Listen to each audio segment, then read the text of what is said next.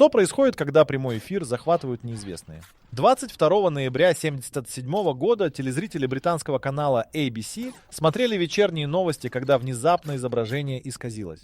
Голос диктора пропал.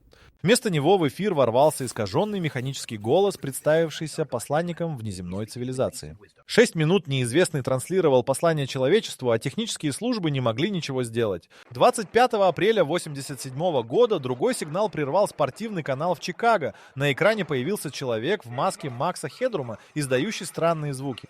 Инженеры попытались переключить частоты, но взломщик следовал за ними. Полиция до сих пор не знает, кто это был. 19 июля 2011 года популярный ведущий утреннего шоу Брайан Коллинз вел прямой эфир на местном канале в штате Флорида. А ведь это только начало списка необъяснимых вторжений в прямой эфир.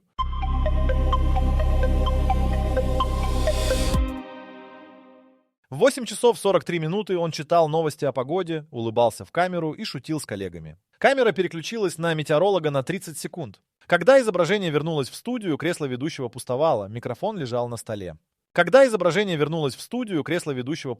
Микрофон лежал на столе. Бумаги были аккуратно сложены. Режиссер монтажный попытался связаться с Брайаном через наушник. Тишина. Второй ведущий Дженнифер Морс растерянно посмотрела в камеру и попыталась заполнить паузу шуткой про внезапный перерыв. Зрители увидели ее нервный смех. Канал экстренно включил рекламу. За эти 2 минуты охрана проверила все помещения студии. Туалеты пустые, гримерка пустая, коридоры пустые. Брайан словно растворился в воздухе. Камеры наблюдения зафиксировали еще более странную картину. На записи видно, как Брайан сидит за столом. Метеоролог начинает свой прогноз. Брайан встает, аккуратно снимает микрофон, кладет его на стол и выходит из кадра абсолютно спокойным шагом. Никакого испуга, никакой спешки. Он направляется к служебному выходу, открывает дверь и выходит на улицу. Дальше камеры его не видят. Полиция нашла его машину на парковке, ключи в замке зажигания. Телефон на переднем сиденье, бумажник с деньгами и документами в бардачке. Сотрудники канала рассказали, что Брайан вел себя совершенно обычно все утро. Пил кофе, обсуждал новости, смеялся над шутками коллег. Никаких признаков стресса или странного поведения. Жена ведущего Сара заявила в полицию о пропаже через 3 часа. А она сказала, что утром Брайан поцеловал ее на прощание, как обычно, сказал, что любит ее и уехал на работу в 6:30. Ничего необычного. Никаких ссор, никаких проблем. Они планировали поужинать вечером в новом ресторане. Поиски продолжались 2 недели. Проверили больницы, отели, аэропорты. Опросили всех знакомых и родственников. Изучили банковские счета. Никаких снятий денег после исчезновения. Мобильный телефон молчал. Кредитные карты не использовались. Брайан Коллинз исчез бесследно. Через месяц его объявили без вести пропавшим. Канал выпустил официальное заявление с соболезнованиями семье. Коллеги устроили памятную передачу. А зрители до сих пор пересматривают ту злополучную запись, пытаясь найти хоть какую-то подсказку в поведении ведущего. Полиция закрыла дело через год. Никаких версий, никаких зацепок, никаких ответов. Человек просто встал и ушел в никуда посреди прямого эфира.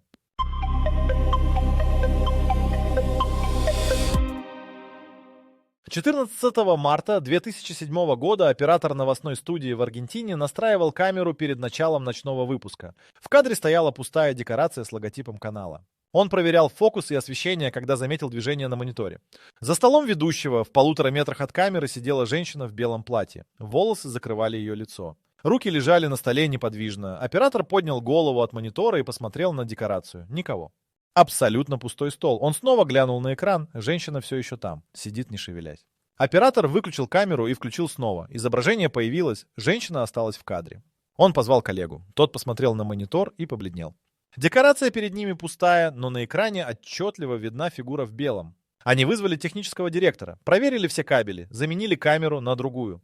Подключили запасной монитор. Результат один. На любом экране за столом ведущего сидит женщина. В студии при этом никого нет. Директор приказал записать происходящее. Запись длилась 7 минут. За это время фигура ни разу не пошевелилась. Ведущая Марта Гонзалес пришла в студию готовиться к эфиру. Ей показали запись. Она отказалась садиться за этот стол. Потребовала перенести съемки в другую студию. Руководство канала согласилось. Слишком много свидетелей видели необъяснимое. На следующий день пригласили специалиста по видеотехнике. Он изучил оборудование несколько часов. Никаких неисправностей, никаких наведенных помех, никаких следов монтажа на записи. Изображение подлинное. Камера действительно фиксировала что-то, чего не было в студии физически. Журналисты канала начали собственное расследование. Выяснилось, что студию построили на месте старого особняка. Здание снесли в 93-м. В архивах нашли газетные заметки 50-х годов. В том особняке произошла трагедия. Молодая женщина покончила с собой. Ее тело обнаружили в гостиной, где она сидела за столом. На ней было белое платье. Лицо закрывали длинные темные волосы. Совпадение с изображением на записи оказалось пугающим. Поза та же. Платье тоже. Даже расположение рук на столе совпадало с описанием из полицейского протокола. Канал решил не распространять эту информацию широко, но запись попала в интернет. Скептики говорили о мистификации и технической ошибке. Верующие утверждали, что камера запечатлела настоящий призрак. Студию больше не использовали для прямых эфиров. Ее переоборудовали под монтажную. Операторы отказывались работать там в одиночку. Несколько человек уволились, сославшись на личные причины. Технический директор признался в частной беседе, что сам видел странные тени в том помещении поздно вечером. Запись существует до сих пор. Эксперты анализировали ее десятки раз. Никто не смог объяснить, как камера зафиксировала объект, которого не было в реальности. Канал официально назвал инцидент техническим сбоем. Но те, кто видел запись собственными глазами, знают, это было нечто большее.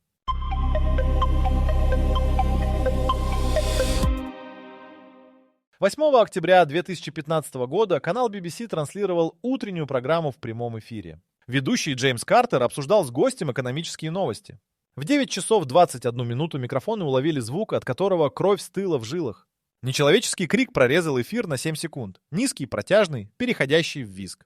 Ведущий замер на полуслове. Гость побледнел и схватился за подлокотники кресла. Звукорежиссер в аппаратный рывком сорвал наушники. Крик был настолько громким и пронзительным, что перегрузил все датчики уровня звука. Стрелки индикаторов ушли в красную зону. Режиссер выпуска приказал отключить микрофоны. Картер попытался продолжить разговор, но голос дрожал. Зрители увидели настоящий страх в его глазах. Канал получил больше 2000 звонков за следующие полчаса. Люди спрашивали, что произошло.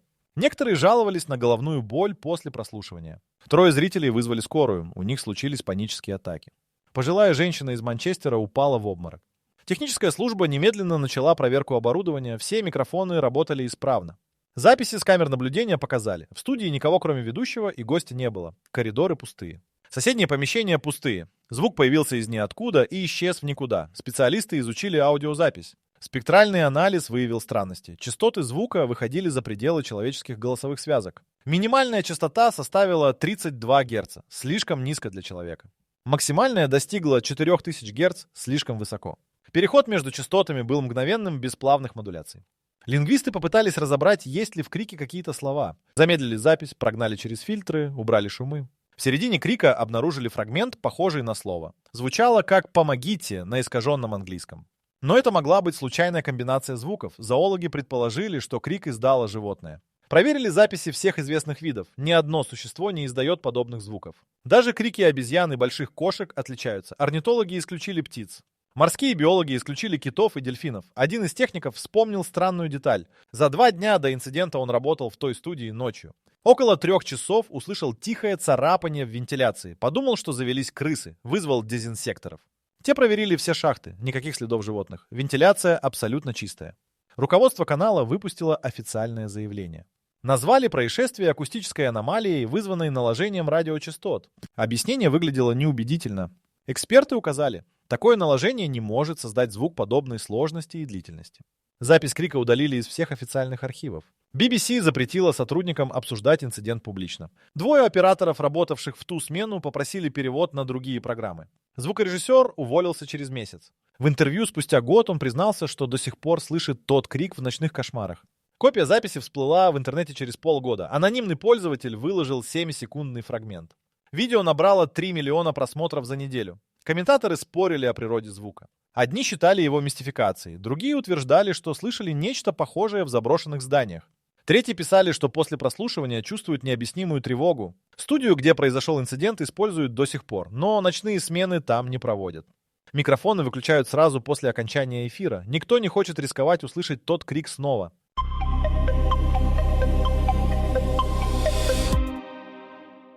3 июня 2009 года датский телеканал вел прямую трансляцию утренних новостей. Ведущая Карен Андерсен читала сводку о погоде. В 7 часов 15 минут она замерла на полуслове. Глаза остались открытыми, взгляд устремлен прямо в камеру, рот приоткрыт. Полная неподвижность, как будто кто-то нажал на паузу. Режиссер подумал, что замерзло изображение. Проверил оборудование, все работает. Карен стоит неподвижно уже 20 секунд, не моргает. Не дышит заметно. Он крикнул в микрофон, никакой реакции. Помощник режиссера выбежал из аппаратной в студию. Добежал до ведущей за 10 секунд. Тряхнул ее за плечо. Карен рухнула как подкошенная. Глаза закатились. Тело обмякло полностью. Врачи скорой помощи прибыли через 8 минут. Пульс слабый, дыхание поверхностное. Зрачки расширены и не реагируют на свет. Давление упало до критических значий 80/50. Температура тела 35,2 градуса. Ее увезли в больницу без сознания. Анализы крови не показали никаких токсинов, никаких наркотиков, никакого алкоголя, никаких медикаментов. Томография мозга чистая, никаких кровоизлияний, никаких опухолей, никаких патологий. Кардиограмма в норме. Легкие функционируют нормально. Медики не нашли абсолютно никаких причин для потери сознания. Карен очнулась через 4 часа. Первый вопрос врачам — сколько времени? Когда ей сказали, она не поверила. Последнее, что помнила, она читает прогноз погоды. Следующий момент — больничная палата. Никаких провалов в памяти, никакого постепенного угасания. 1 секунда — студия, следующая — больница. Как телепортация во времени. Неврологи провели полное обследование. Рефлексы в порядке, координация не нарушена. Память работает отлично, речь четкая, когнитивные функции не пострадали. С медицинской точки зрения Карен абсолютно здорова. Никаких объяснений произошедшему. Через 2 дня ее выписали. Врачи рекомендовали отдых и наблюдение. Канал предложил месяц оплачиваемого отпуска. Карен отказалась. Вернулась в эфир через неделю. Коллеги заметили изменения. Она стала нервной, постоянно оглядывалась. Во время эфира проверяла пульс каждые несколько минут. Спустя месяц похожий случай произошел в Норвегии. Ведущий новостной программы замер на 27 секунд прямо в эфире, потом рухнул без сознания. Симптомы идентичны. Расширенные зрачки, низкое давление, пониженная температура. Анализы чистые. Обследования не выявили патологии. Очнулся через 3 часа без воспоминаний о произошедшем. Еще через 2 месяца инцидент повторился в Швеции, потом в Финляндии. Всего за год зафиксировали 11 случаев в скандинавских странах. Все жертвы — телеведущие. Все работали в прямом эфире. Все теряли сознание внезапно, без предвестников. Все очнулись здоровыми без медицинских объяснений. Медицинское сообщество выдвинуло версию о новом неврологическом синдроме. Назвали его транзиторной каталепсией телевещателей. Предположили связь со стрессом, освещением студий, электромагнитным излучением оборудования. Провели исследования. Никаких закономерностей. Студии разные, оборудование разное, условия работы разные. Карен Андерсен работала в эфире еще 3 года. Инцидент больше не повторился, но каждую трансляцию рядом с ней дежурил медик с дефибриллятором. Другие пострадавшие ведущие тоже продолжили карьеру. Некоторые сменили профессию. Страх повторения оказался сильнее любви к работе. Феномен прекратился так же внезапно, как начался. Последний случай зафиксировали в 2010-м. С тех пор ни одного подобного инцидента. Медики так и не нашли объяснения. Записи всех 11 случаев хранятся в архивах клиник. Исследователи периодически возвращаются к ним, но ответов нет до сих пор.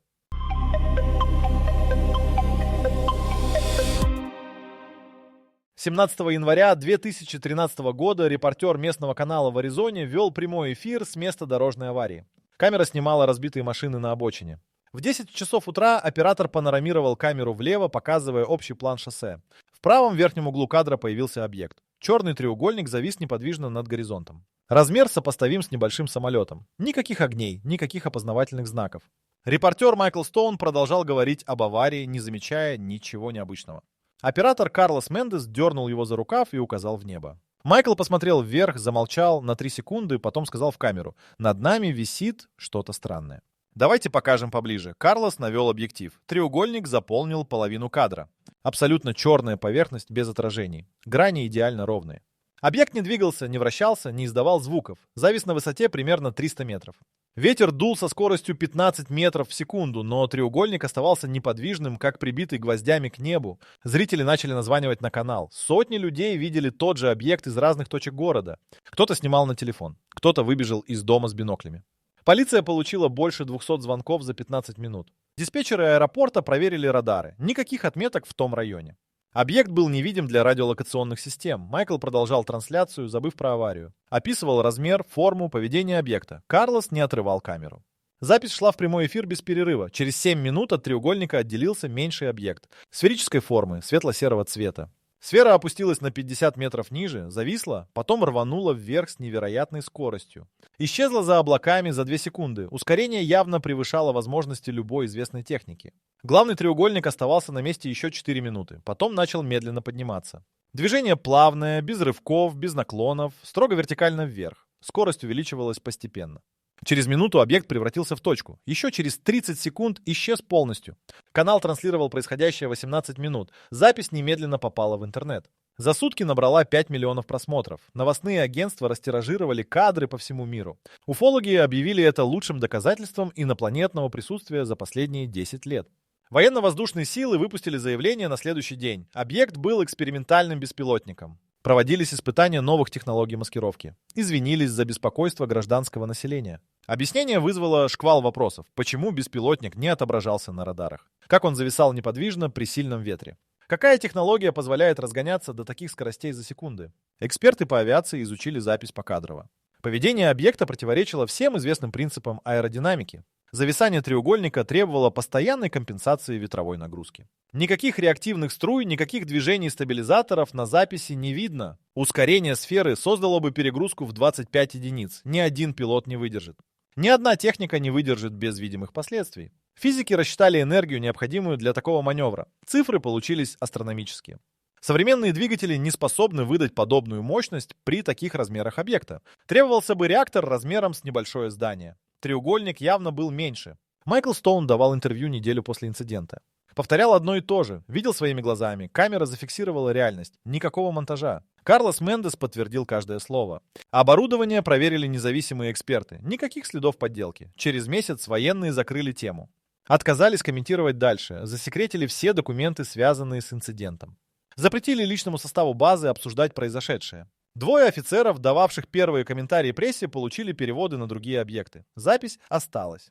18 минут чистого видео без купюр. Объект реален, поведение необъяснимо, природа неизвестна. Скептики говорят о секретных технологиях. Верующие указывают на внеземное происхождение. Истина где-то между ними, но никто не знает, где именно.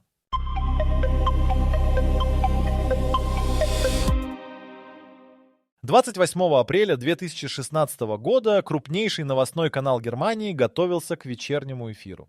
В 18 часов 59 минут все экраны мониторов в аппаратной погасли одновременно.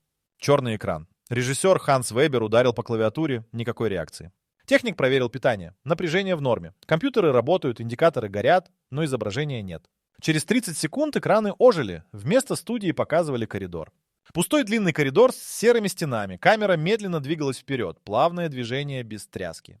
В конце коридора виднелась дверь. Камера приближалась к ней со скоростью обычного шага. Звук отсутствовал полностью. Абсолютная тишина. Ханс переключил канал на студийную камеру номер 1. Изображение не изменилось. Тот же коридор, та же дверь. Переключил на камеру 2. Результат идентичный. Все 6 студийных камер показывали один и тот же кен и тот же коридор. Техник проверил входные сигналы. Источник неизвестен. Сигнал шел ни с камер, ни с серверов, ни из внешней сети. Эфир начался автоматически в 19:00. Зрители увидели коридор вместо ведущего новостей. Телефоны на канале раскалились от звонков. Дежурный администратор пытался объяснить техническую неполадку, но сам не понимал происходящего. Камера в трансляции достигла двери. Дверь открылась сама. За ней оказалась комната 3 на 4 метра. Голые бетонные стены. В центре стоял стол. На столе лежала папка. Камера приблизилась к столу, остановилась, направилась на папку. Крупный план показал надпись на обложке. Операция Нордштерн. Почерк старый, чернила выцветшие. Изображение замерло на 5 секунд. Потом экраны снова погасли. Когда включились, через 10 секунд показывали нормальную студию. Ведущий Клаус Шмидт сидел за столом растерянный. Получил команду начинать выпуск. Прочитал первую новость дрожащим голосом. Техническая служба канала работала всю ночь. Проверили каждый кабель, каждый сервер, каждое устройство в сети. Никаких следов взлома, никаких вирусов. Никаких записей того видео в системе. Сигнал появился из ниоткуда, транслировался 3 минуты 20 секунд, исчез бесследно. Специалисты по кибербезопасности изучили защиту канала. Фаерволы не зафиксировали проникновение. Системы мониторинга не обнаружили аномалий. Логи серверов чистые. С технической точки зрения трансляция того коридора невозможна, но миллионы зрителей ее видели. Журналисты канала начали расследование надписи на папке. Операция Нордштерн оказалась реальным кодовым названием. Секретная программа нацистской разведки времен Второй мировой войны. Архивы содержали минимум информации. Проект закрыли в 1944-м. Детали засекречены до сих пор. Здание телеканала построили в 1992-м на месте старого военного объекта. Тот объект снесли полностью. Фундамент залили бетоном. Но строители находили странные помещения под землей. Бункеры, туннели, запечатанные комнаты. Все замуровали по требованию властей. Документы об этом исчезли из городских архивов. Один из ветеранов строительства согласился дать интервью анонимно. Рассказал про коридор, который нашли на глубине 8 метров. Длинный серый коридор с дверью в конце. За дверью комната с бетонными стенами. В центре стоял стол. Рабочие хотели забрать стол, но прораб приказал замуровать все как есть. Описание точно совпадало с видео из эфира. Руководство канала запретило публиковать материалы расследования, объявили инцидент хакерской атакой. Усилили системы безопасности, уволили 3 технических специалистов, хотя их вина не доказана. Архив той трансляции удалили из всех хранилищ. Копия видео всплыла в интернете через неделю. Анонимный источник выложил полную 3-минутную запись. Эксперты проанализировали каждый кадр. Коридор реален, не смоделирован компьютером. Освещение естественное, тени правильные, текстуры подлинные. Это запись реального места, снятая реальной камерой. Теоретики заговора связали инцидент с секретными экспериментами нацистов. Говорили про остаточную энергию, записанную в стенах бункера. Про технологии, способные воспроизвести прошлое. Скептики смеялись над этими версиями. Но никто не предложил рационального объяснения. Ханс Вебер уволился через 2 месяца. В прощальном письме написал, что больше не чувствует себя в безопасности в этом здании. 3 операторов попросили перевод на дневные смены, отказались работать ночью. Технический директор признался коллеге, что иногда слышит шаги в пустых коридорах после полуночи. Канал работает в том же здании до сих пор. Инцидент больше не повторялся. Но охрана получила инструкцию не спускаться в подвальные помещения без необходимости. Двери в техническом этаже держат запертыми. А запись той трансляции продолжает собирать миллионы просмотров, оставаясь одной из самых необъяснимых загадок телевидения.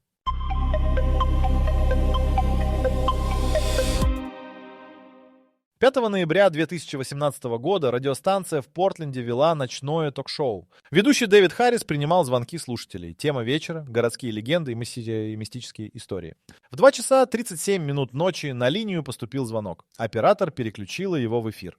Голос в трубке был мужской, молодой, дрожащий от страха. Звонивший представился Джейсоном. Сказал, что находится в заброшенном здании на окраине города. Зашел туда с друзьями час назад. Искали интересные места для фотосессии. Нашли старую больницу, закрытую с 96-го года. Забрались через разбитое окно в подвал. Прошли по коридорам с фонариками. В одной из палат обнаружили старое медицинское оборудование. Друзья начали фотографировать. Джейсон услышал шаги на этаже выше. Тяжелые медленные шаги. Друзья тоже услышали, решили, что это охранник. Побежали к выходу разными путями. Джейсон свернул не туда. Заблудился в лабиринте коридоров. Фонарик сел. Телефон показывал 2% заряда. Сигнал слабый, но достаточный для звонка. Дэвид попросил назвать адрес больницы. Джейсон ответил. Восточная 23-я улица, здание без номера, красный кирпич. Ведущий записал адрес. Сказал, что сейчас вызовет помощь. Попросил оставаться на линии и описывать происходящее. Оператор уже набирала 911. Джейсон зашептал. Шаги приближаются. Слышны отчетливо. Этаж ниже, потом еще ближе. Кто-то спускается по лестнице в подвал, медленно, методично. Шаг, пауза, 3 секунды. Шаг, пауза. Джейсон спрятался в одной из палат. Закрыл дверь, но замка нет. Притаился в углу за старой каталкой. Шаги остановились в коридоре. Тишина длилась 20 секунд. Дэвид слышал дыхание парня в трубке. Частое, прерывистое. Потом послышался новый звук. Царапание по стенам, как будто кто-то проводит ногтями по бетону. Звук двигался вдоль коридора. Проверял каждую дверь. Царапание достигло двери палаты Джейсона. Остановилось. Дверь начала медленно открываться. Петли скрипели. Джейсон закричал. Крик оборвался резко. Линия не отключилась. Дэвид услышал шорох, звук падения, потом тяжелое дыхание. Не Джейсона. Другое. Хриплое, булькающее. Что-то подняло телефон. Голос в трубке произнес 3 слова. Низкий искаженный голос. Каждое слово растянуто. Он остается здесь. Линия оборвалась. Дэвид сидел в шоке 10 секунд. Слушатели названивали сотнями. Спрашивали, что происходит, реально ли это. Оператор связалась с полицией, дала адрес. Патрульная машина прибыла к заброшенной больнице через 15 минут. Офицеры обыскали здание с фонарями и оружием наготове. Нашли следы недавнего присутствия людей в подвале. Окурки, бутылки, следы обуви. В одной из палат обнаружили телефон. Разбитый экран, батарея мертвая. Журнал звонков показывал последний исходящий на радиостанцию. Время 2 часа 37 минут. Джейсона не нашли. Обыскали каждую комнату, каждый коридор, каждый закуток. Вызвали подкрепление со служебными собаками. Собаки взяли след, привели к вентиляционной шахте. Решетка сорвана. Шахта уходит глубоко под землю. Спелеологи спустились с оборудованием. Нашли разветвленную систему туннелей. Старые канализационные ходы, заброшенные бомбоубежища, неизвестные помещения. Поиски продолжались 3 дня. Обследовали километры подземных ходов. Нашли вещи. Рюкзак с камерой, куртку, 1 кроссовок. Опознали как принадлежащий Джейсону Миллеру, 22 года, студент местного колледжа. Самого парня не нашли.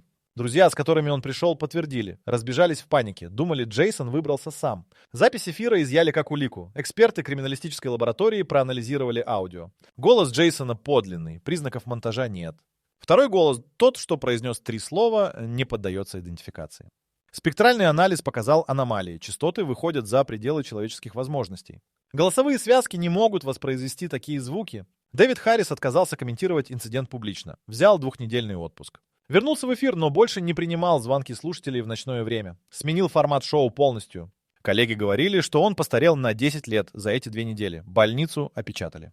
Вход замуровали бетонными блоками. Установили круглосуточное видеонаблюдение. Но энтузиасты все равно проникают внутрь. Снимают видео для интернета. Несколько человек пропали в тех туннелях за последние годы. Полиция прекратила спуски после того, как один офицер вернулся с нервным срывом. Отказался рассказывать, что видел в темноте. Джейсона Миллера официально объявили без вести пропавшим. Дело открыто, но расследование зашло в тупик. Родители установили мемориальную доску у входа в больницу. Каждый год в годовщину исчезновения приносят цветы. Надеются, что когда-нибудь узнают правду. А запись того ночного эфира остается самым пугающим доказательством. Иногда городские легенды оказываются реальностью.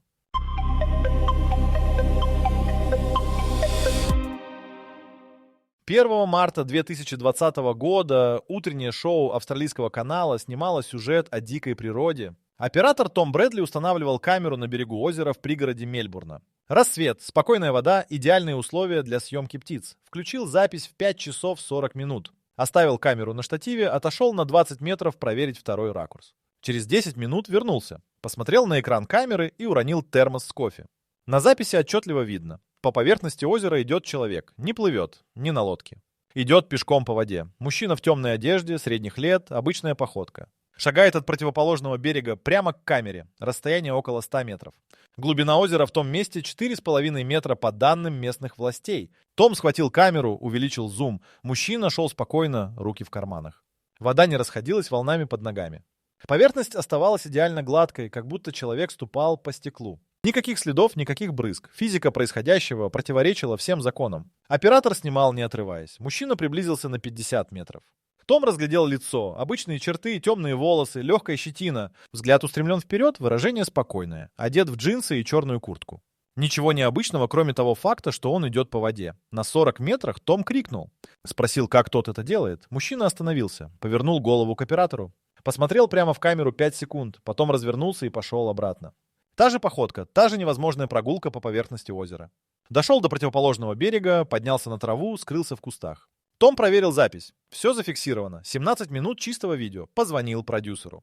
Тот не поверил. Потребовал прислать файл немедленно. Посмотрел, обзвонил всю съемочную группу.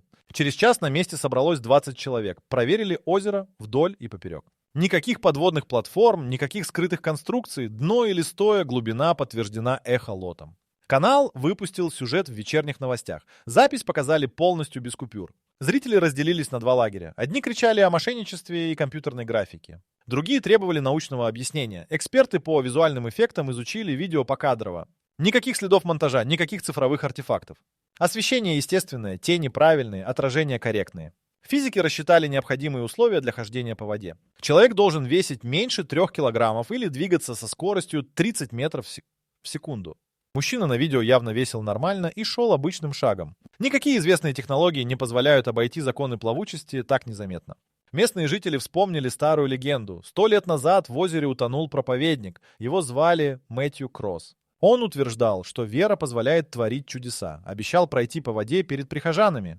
Зашел в озеро и утонул. Тело нашли через 3 дня. Похоронили на местном кладбище. Описание внешности примерно совпадало с мужчиной на видео. Журналисты нашли фотографию Мэтью Кросса в архивах церкви. Сравнили с кадрами записи. Сходство поразительное. Форма лица, расположение глаз, линия подбородка. Конечно, фотография столетней давности не дает стопроцентной уверенности, но совпадений слишком много. Том Брэдли вернулся на то озеро десятки раз. Снимал на рассвете, днем, вечером. Установил 3 камеры на разных берегах. Дежурил неделями. Мужчина больше не появлялся. Вода оставалась обычной водой, подчиняющейся законам физики. Так какой же момент телевещания остался самым необъяснимым? Взломанные сигналы объясняют хакерами. Исчезновения списывают на несчастные случаи, призраков называют оптическими иллюзиями. Но видео человека, идущего по воде среди бела дня, снятое профессиональным оборудованием, проверенное экспертами, это доказательство невозможного. 17 минут записи, которые переворачивают представление о реальности. Камера не лжет. Она просто фиксирует то, что происходит. А иногда происходит то, чего по всем законам быть не должно. И это пугает больше любых призраков или пришельцев, потому что если возможно это, значит возможно все. И никто не знает, что камеры зафиксируют завтра.